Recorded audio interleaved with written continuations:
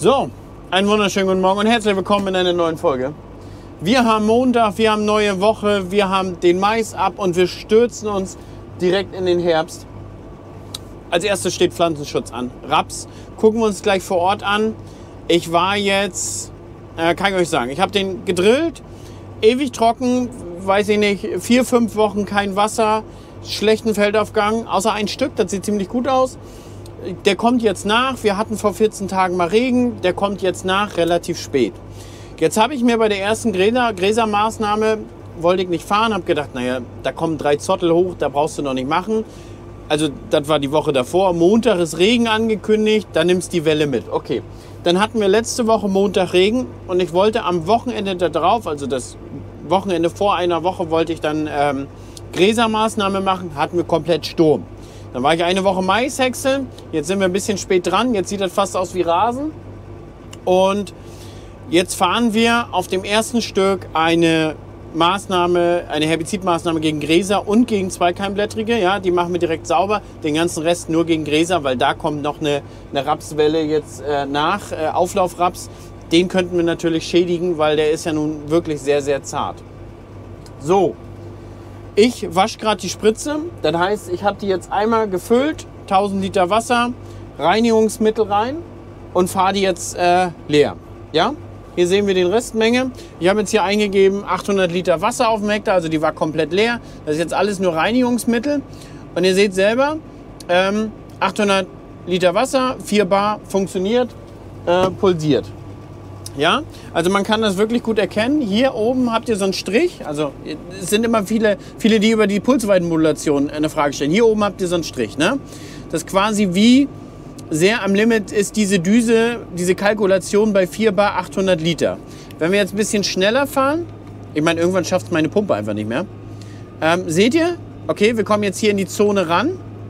Und wenn wir noch schneller werden, aha, wir schaffen die Menge nicht mehr. So. Und da seht ihr im Prinzip relativ gut, wie das ganze System sich hier einpegelt, auch mit dem Bar und mit dem Druck. Hier seht ihr es natürlich schwanken, weil 800 Liter auf dem Hektar, 4 Bar, da braucht das System natürlich ein bisschen, um sich einzupegeln.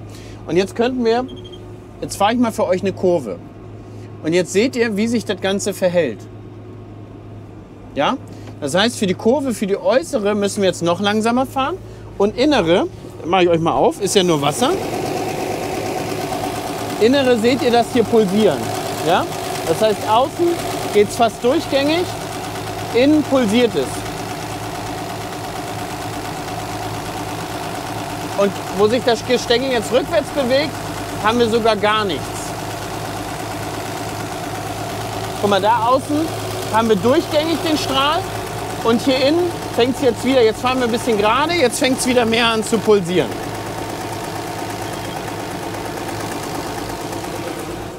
Und wir können jetzt, für euch einmal zu zeigen, wir können jetzt hier auch einfach eingeben 50 Liter. Zack, 50 Liter. Und jetzt sehen wir ganz kleine Pulse. Also, wir sehen natürlich bei 4 Bar, 50 Liter, ist ja hier kaum irgendwas am Limit. Also wir könnten jetzt theoretisch viel, viel schneller fahren. Aber das ist im Prinzip ein Vorteil dieses Systems. Und wir haben jetzt nicht nur den Vorteil, dass wir hier variieren können, die Liter, sondern wir können jetzt auch sagen, oh Mensch, wir sind am Rand, wir brauchen jetzt hier nur 3 Bar Spritzdruck. Ja? Jetzt sehen wir, jetzt reguliert er das runter und jetzt haben wir grobere Tropfen. Wir können aber auch, wenn wir jetzt sagen, wir sind in der Fläche, wir wollen feine Tropfen, wir können auch sagen, wir wollen 6 Bar. Also die Werte, die hier oben stehen, in die Schnellwechsler, die könnt ihr euch selber eingeben, was ihr wollt. Ja, also ihr könnt auch sagen, ihr wollt 4,2, 4,3, alles variabel eingebbar. So, jetzt haben wir hier 6 Bar Spritzdruck. Und jetzt sieht man natürlich, was für eine schöne, feine Benetzung wir hier haben. Und das unabhängig der Geschwindigkeiten. Das heißt, bei 6 Bar können wir natürlich ein bisschen schneller fahren. Ganz klar. Und jetzt ist die Düse nahezu komplett, jetzt ist sie komplett geöffnet. Jetzt ist die Spritze auch gleich leer, muss man ehrlich sagen. Dann funktioniert das natürlich nicht mehr alles gut. So, dann pulst das wieder. Also Vorteil dieses Systems ist es einfach, dass du mit einer Düse unfassbar viel abgreifen kannst. Ja? Du kannst losfahren, 200 Liter auf dem Hektar. Du kannst dann die Mengen regulieren, wenn du teilflächenspezifisch fährst. Du hast überall die gleiche Benetzung. Du hast, wenn du um Masten fährst, um Kurven fährst, sonst haben wir immer den Klassiker.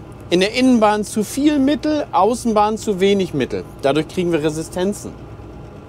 Ja, weil wir in den Außenbahnen haben wir zu wenig Mittel und dann reicht es oft nicht, dass der Schadkörper, die Pflanze oder eventuell das Insekt oder den Pilz, dass der ablebt und dann haben wir den Salat. Dann haben wir irgendwann Resistenzen und dann wird es immer schlimmer. Und wenn wir genau mal betrachten, wie funktioniert das Ganze, dann kommt es immer vom Rand rein. Ja? Immer von den Kurven, von den Rändern, da wächst das so allmählich rein und da kriegen wir es Stück für Stück nicht weg. Mit dem System gar kein Problem. Ich bin das jetzt ein Jahr gefahren, knapp 2.500, 3.000 Hektar. Habe Pflanzenschutzmittel als auch Flüssigdünger gefahren. Und ich sage euch ganz ehrlich, wenn man das jetzt ein Jahr gefahren ist, ich will nichts anderes mehr fahren. Da sind ganz viele Dinge, die dir einfach so den Alltag so erschweren. Ja? Ich sag mal, wir fahren bei uns hier los, in der Abendstunde, du hast noch ein bisschen Wind. Du kannst einfach einen anderen Spritzdruck fahren. Ja, man könnte die Geschwindigkeit regulieren, aber man kann auch einfach sagen, okay, ich fahre jetzt anderen Spritzdruck, ich fahre meinetwegen 3 Bar oder 2 Bar. Ja? Es wird dunkler, es ist windstill und du kannst jetzt sagen, alles klar, ich gehe jetzt auf 4 Bar, ich kann jetzt auch schneller fahren, ich habe überhaupt keinen Wind mehr, ich habe keine Gefahr von Abdrift mehr, gar nichts mehr.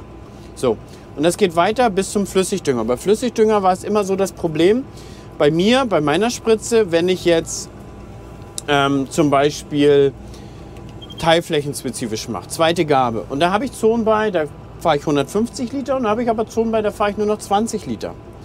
30, 50, sagen wir mal 50 Liter. Dann war meine Spritze vorher nicht in der Lage, das zu machen, weil da hat oftmals der Gegendruck der Düse gefehlt und unter 100 Liter kam ich nicht wirklich. Und dann musste ich auch richtig Tempo machen, um das zu schaffen. Jetzt habe ich eine Düse, mit der kann ich alles abgreifen, also jetzt nicht mit der, sondern ich habe noch mal eine Flüssigdüngerdüse, die habe ich ja im Frühjahr jetzt gezeigt bei der Gerste. Damit kann ich das ohne Probleme abgreifen. Und der Vorteil von diesem System ist, die können bis zu 110 Hertz, ja, also bis zu 110 Mal in der Sekunde pulsieren. Und dadurch haben wir den Vorteil, wir haben bei Flüssigdünger bei ganz geringen Mengen und eine grobe Düse zum Beispiel nicht dieses klassische Schachbrettmuster, was entstehen kann. Wir können einfach unfassbar weit pulsieren und unfassbar schnell pulsieren.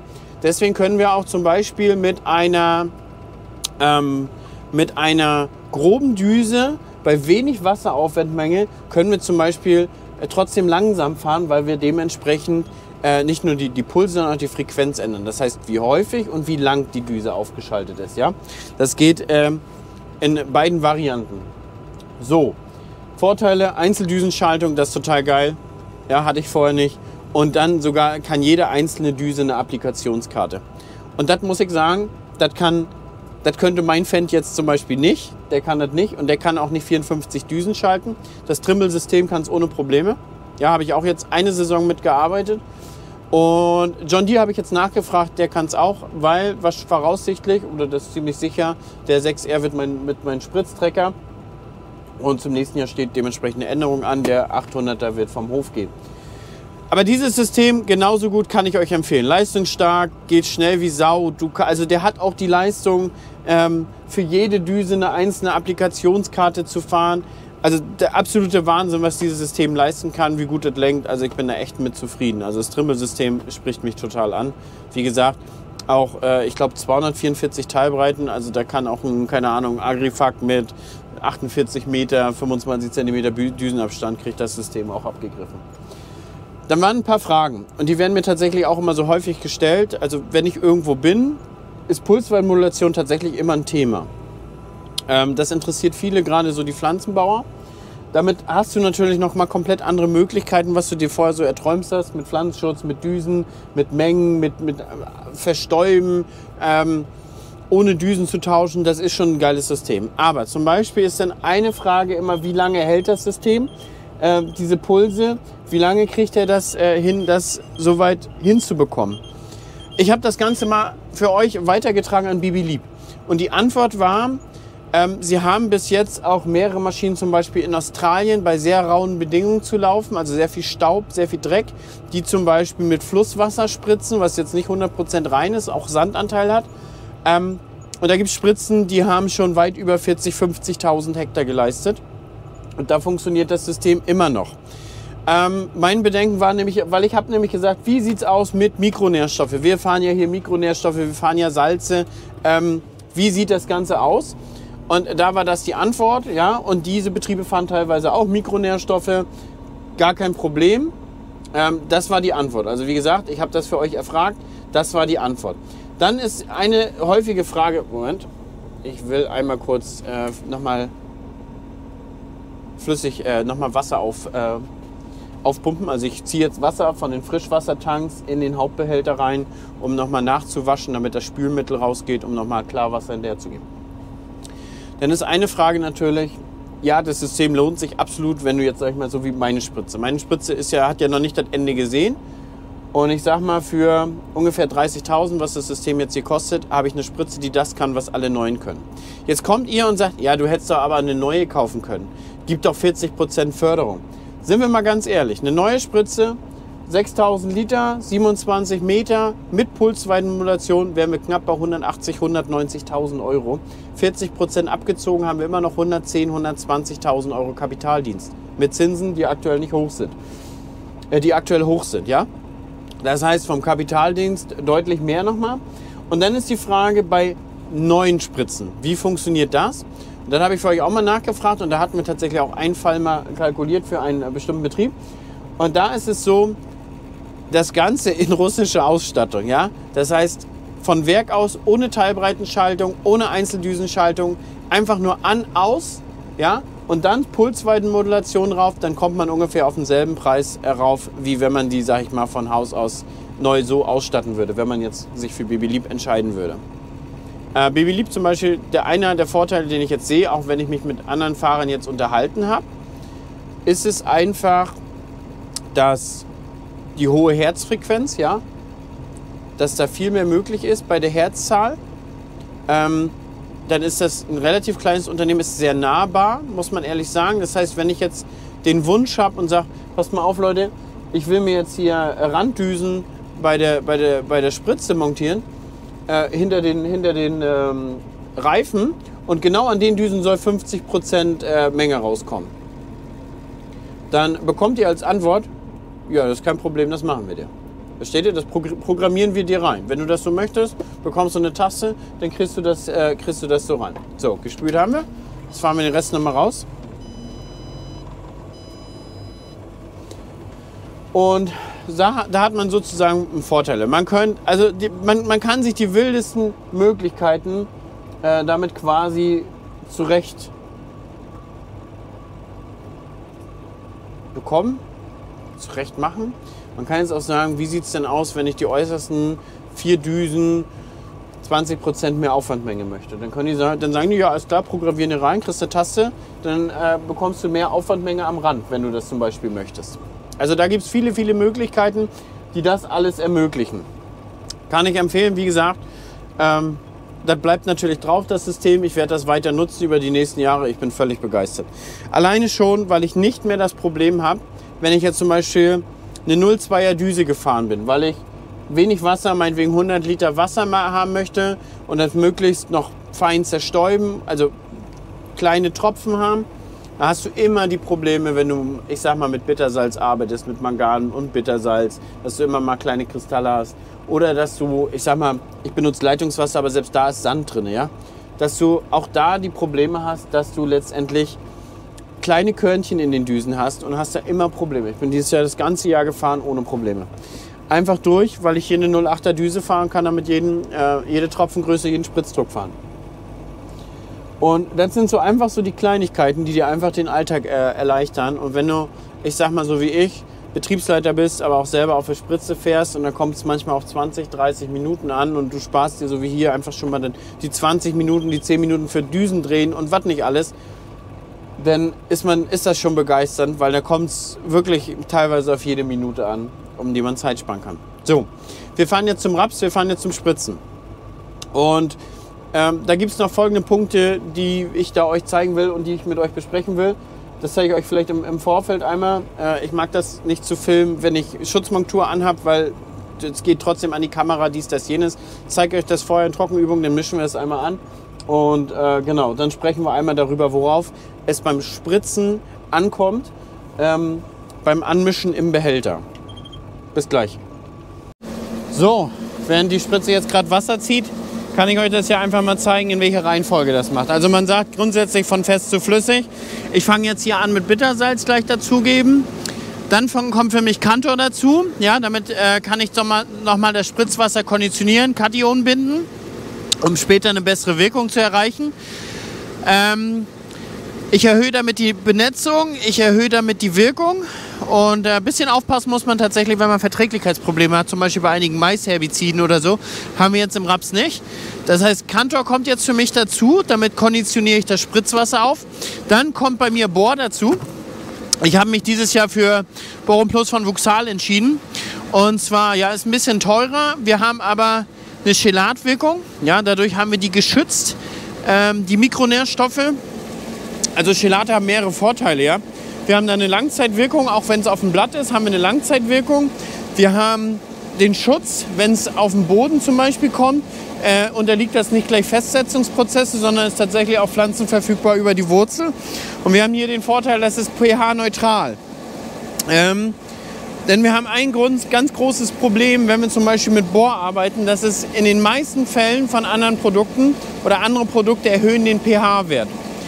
Und da haben wir die Problematik, dass bestimmte Mittel, zum Beispiel ganz viele Insektizide oder alle Insektizide, dann nicht mehr wirken. Und das ist ein Riesenproblem. Das heißt, wir kombinieren ja ganz oft im Raps im Herbst Bor mit Pflanzenschutzmaßnahmen. Ja? Und durch diese Bohrmaßnahme erhöhen wir den pH-Wert und dadurch wirken Insektizide nicht mehr richtig. Wenn wir keine richtigen Wirkungen mehr haben, dann haben wir da wieder Resistenzprobleme. Und die eigene Wirkung ist natürlich auch so, dass man nicht das erzielt, was wir uns wünschen. Ja, deswegen habe ich mir dieses Jahr für das teurere Produkt entschieden von Vuxal. Und dann kommen erst Herbizide rein. Also ich habe jetzt hier stellvertretend dafür jetzt mal das Gräserherbizid hingestellt. Das entspricht natürlich jetzt nicht die Menge, in der es reinkommt, sondern ich wollte euch das einfach mal zeigen, in welcher Reihenfolge ich das mache. Das heißt erst feste Stoffe, dann kommt Cantor dazu.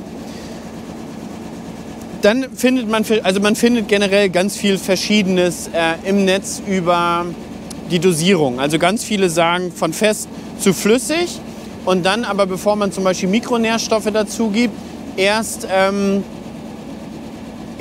die Pflanzenschutzmittel, dann Mikronährstoffe.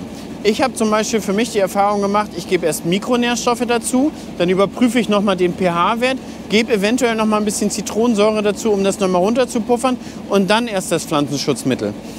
Wie gesagt, im Netz findet man eine andere Reihenfolge. Da ist fest zu flüssig, also fest, flüssig, dann Pflanzenschutzmittel und am Schluss Mikronährstoffe in flüssiger Form. Ja? Wie gesagt, ich mache das andersrum. Cantor als erstes dazugeben bei mir oder beziehungsweise nach dem Bittersalz, damit man die Kationen bindet und damit wir sozusagen da die bessere Wirkung erzielen. So, wir haben jetzt 3000 Liter drin. Ich fange jetzt gleich an zu mischen, halbe Spritze, mische das ein, fülle das dann mit Wasser auf und genau. Und dann fahren wir auf die Fläche und dann gucken wir uns das da nochmal an. Gut, bis gleich. So, ich habe jetzt alles angemischt und ja, also nochmal zusammenfassend, das ist super wichtig, dass man gerade mit Bor oder anderen Mikronährstoffen aufpasst, dass man sich den pH-Wert nicht so zerschießt, dass die Mittel alle nicht mehr wirken. Ja? Gerade Insektizide, ihr wisst, was wir für eine Problematik mit dem Erdfloh haben, das macht es nicht besser. Und da kommen wir jetzt zum Thema Erdfloh. Warum? Ich sollte noch mal drauf eingehen bei vielen, warum ist der Erdfloh zum Beispiel so ein Riesenproblem.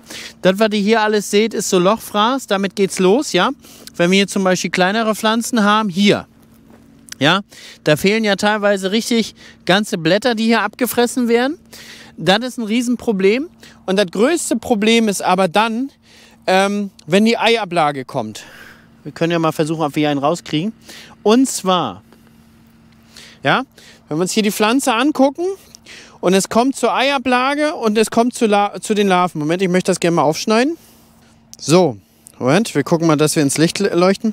Dann haben wir folgendes Problem. Diese Larven fressen hier den Wurzelhals an. Ja? Und dadurch haben wir hier Löcher drin und schon mal einen verringerten Fluss von, sagen wir mal, Assimilaten, das heißt von der Photosyntheseprodukte, die können hier nicht mehr ins Wurzelwerk und Nährstoffe kommen nicht mehr ausreichend hoch. Was wir hier auch sehen, aber ich glaube, das seht ihr in der GoPro nicht, hier ist ganz minimal hohl. Das heißt, wir haben hier auch schon einen Bohrbedarf, deswegen wir haben ja Bohr mit, das ist ja von Vorteil. Aber die Problematik ist, wenn es zur Eiablage kam, und das wird jetzt hier irgendwann die nächsten Tage auch erfolgen, oder das ist wahrscheinlich erfolgt, und noch sieht man hier kein, das könnte ein kleiner Larveneintritt sein, vielleicht. Dann ist das Problem, und das stört dann die Winterhärte und im Prinzip im Gesamten, ja. Gerade, ich meine, diese Pflanze, die hat viel entgegenzusetzen, ja, hier diese großen. Aber wenn wir uns jetzt hier die kleinen angucken, die jetzt hier nach und nach, hier kommen ja noch eine Rapspflanze nach, ja, weil wir ja so lange Trockenheit hatten, sind nicht alle rausgekommen. Oder hier, ja, dieses Jahr teilweise hier richtig angefressen, denen tut das richtig weh. Die können sich da nicht richtig entwickeln und dann haben wir den Salat. Das ist ein Rettich. So, jetzt gucken wir uns mal im Allgemeinen den Feldaufgang an. Hier, das ist die Fläche mit dem besten Feldaufgang, Strip-Till.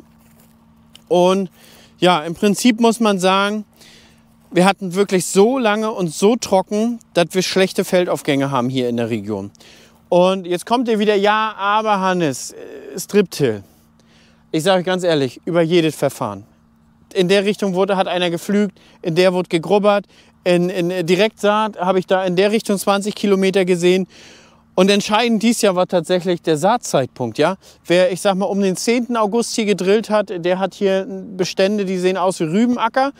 Und wer so wie ich ab 15. gedrillt hat, ja, der hat wirklich sehr, sehr mau den Feldaufgang. Und da ist es wie hier, jetzt kommen die Pflanzen noch nach. Die müssen wir jetzt natürlich fördern. Du siehst ja hier auch, hier, seht ihr, die kommen jetzt alle nach, Gott sei Dank. Überall die ganze Reihe. Wir kriegen jetzt auch noch mal morgen Regen. Das sieht dann natürlich umso besser aus. Aber das ist im Prinzip die Riesenproblematik, die wir dieses Jahr haben. Feldaufgänge im Raps. Und ja, im Grunde genommen, was hättest du besser machen können? 15 Tage früher, 10 Tage früher. Aber das hätte ich einfach nicht geschafft. Das hätten wir zeitlich, personell, Ehrreste, wir hätten alles nicht geschafft. Wir hätten alles nicht geschafft, Leute.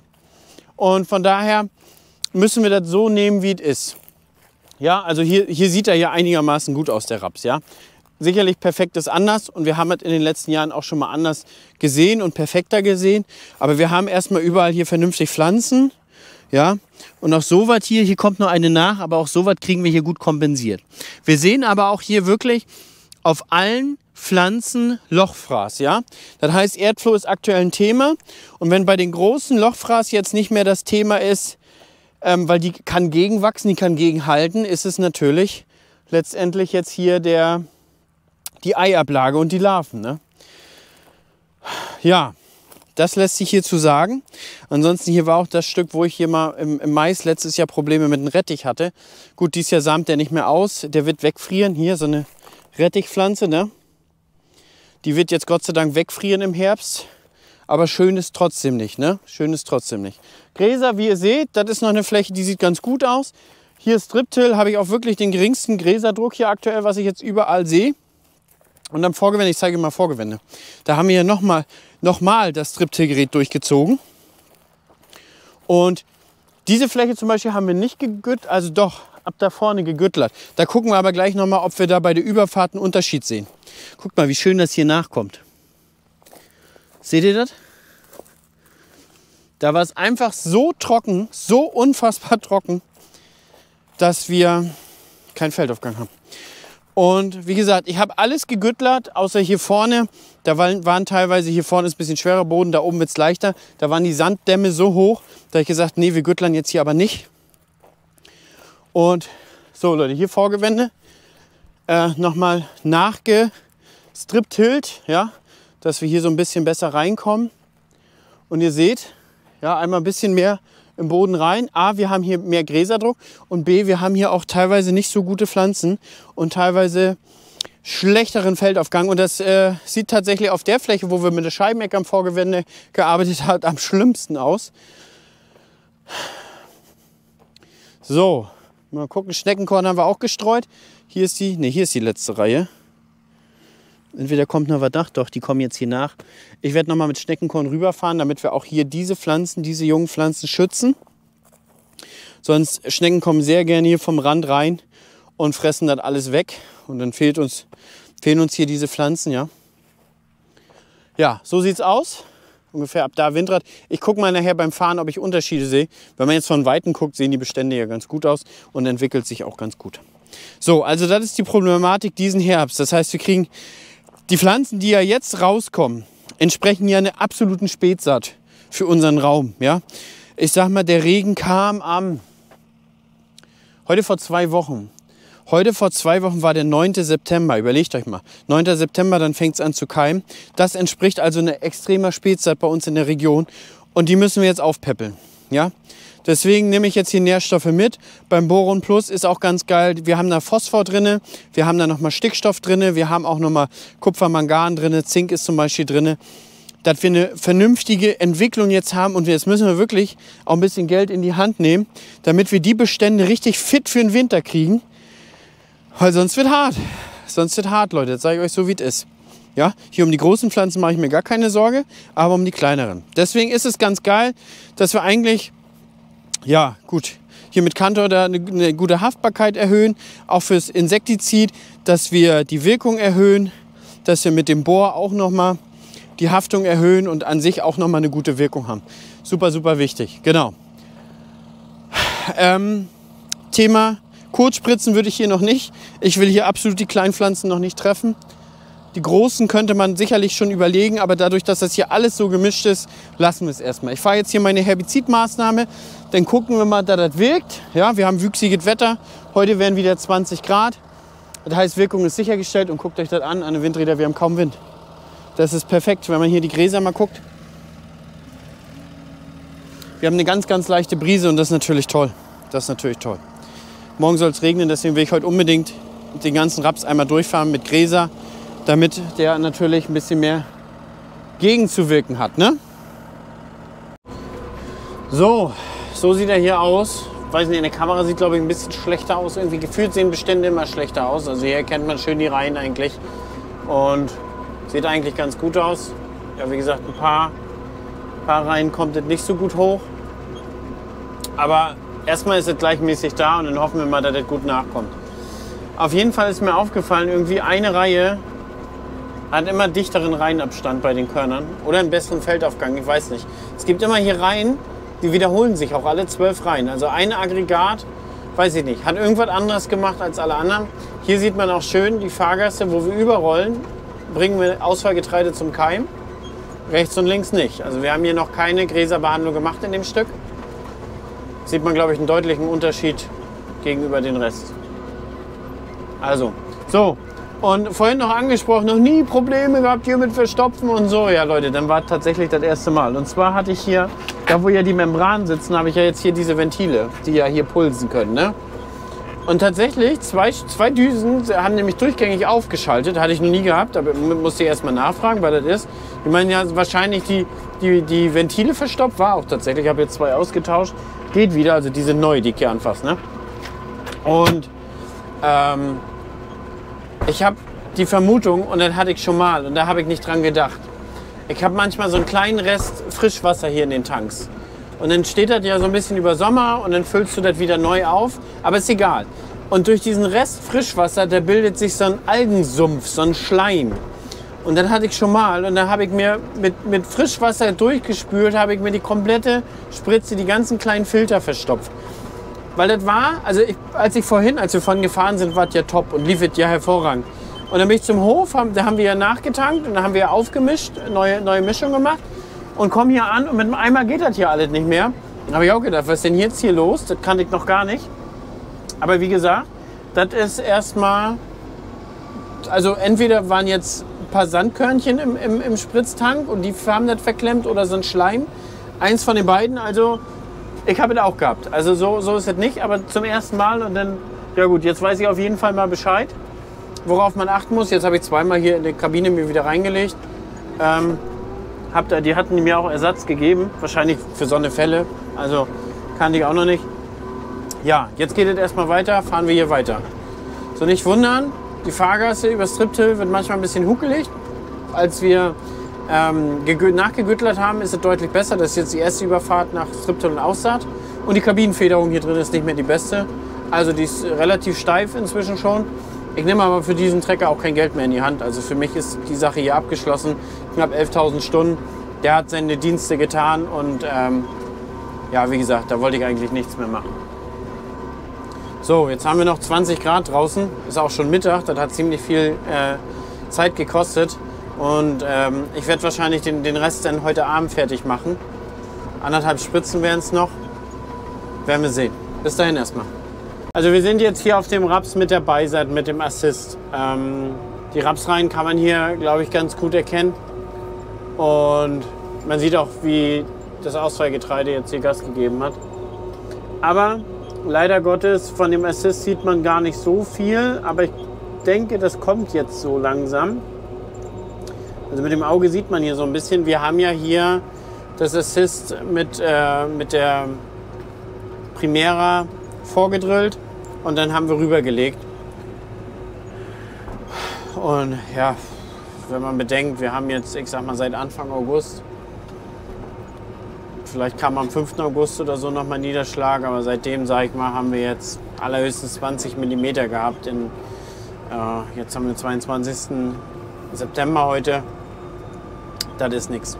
Wenn man bedenkt, dass wir jetzt, ich sag mal, bis Anfang September und Ende August jeden Tag da 30 Grad hatten und Wind und Sturm, dann ist das der absolute Wahnsinn. Und da glaube ich, da kann man auch die Bearbeitungsverfahren haben, wie man will.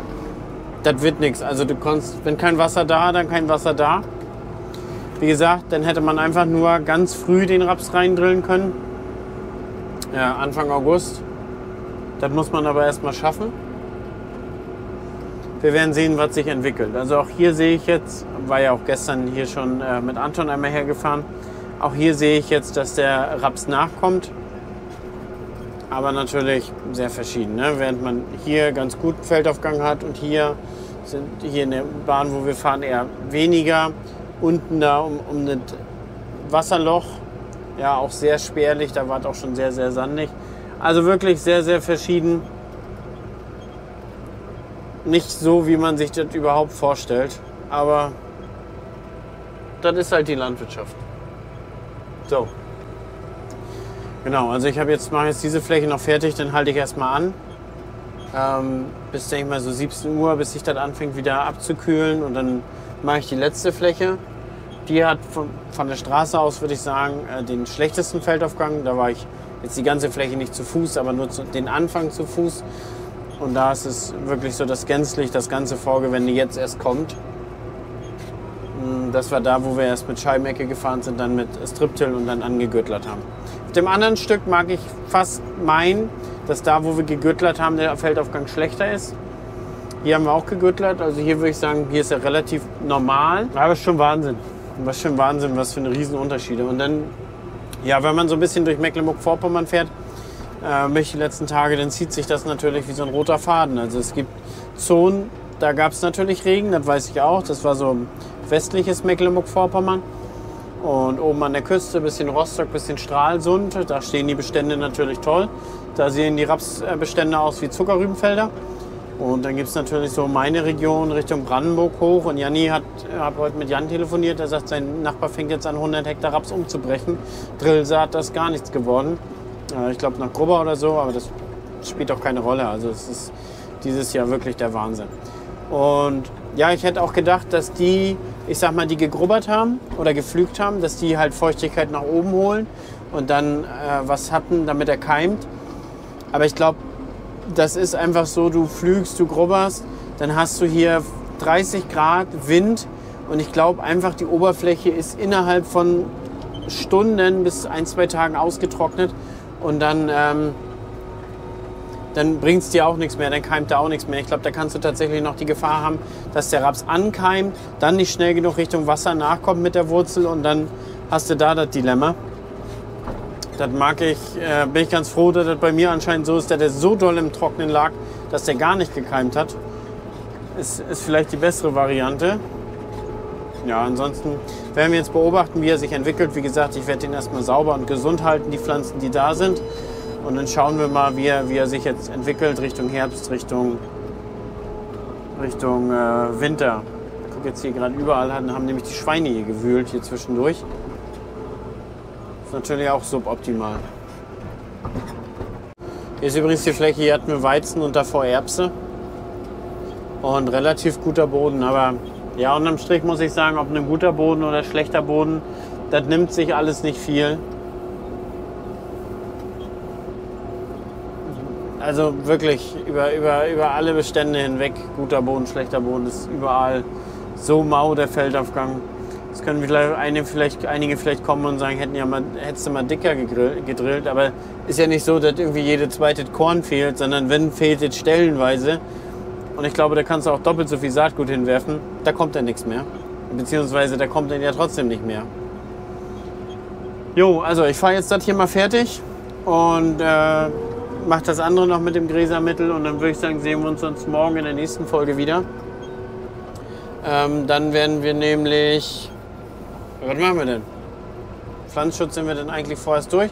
Dann können wir eigentlich mit der Aussaat anfangen. Ich weiß nicht, vielleicht müssen wir noch Detlef ein bisschen helfen. Wir sind nämlich eine Fläche, relativ schwerer Boden, da ziehen wir das Striptill noch durch, bevor die Gerste da reinkommt. Das wird wahrscheinlich auch das letzte Jahr sein, dass ich diese Fläche habe. Danach wird die wieder ausgeschrieben und ja, bis jetzt hatte ich kein Glück eigentlich mehr mit den ganzen Ausschreibungen, dass ich da nochmal wieder Fläche gekriegt habe.